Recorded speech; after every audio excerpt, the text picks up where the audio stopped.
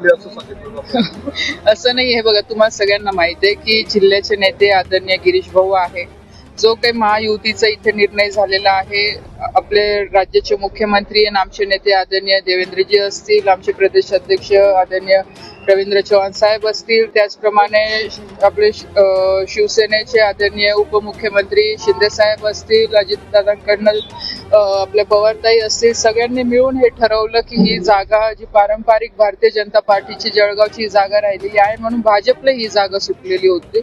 आणि त्याचप्रमाणे नेहमी सगळे निर्णय जळगावच्या संदर्भात किंवा उत्तर महाराष्ट्र संदर्भात आदरणीय गिरीश भाऊंनीच घेतलेला आहे.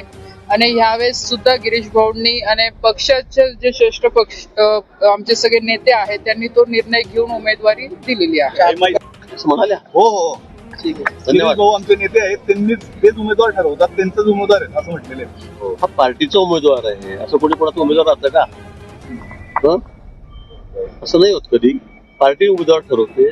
दिल्लीहून हा निर्णय झालेला आहे.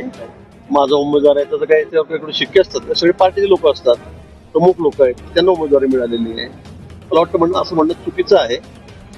गिरीश भाऊंचा उमेदवार आहे, माझा नाही आहे, मला वाटतं असं बोलू नये कोणी.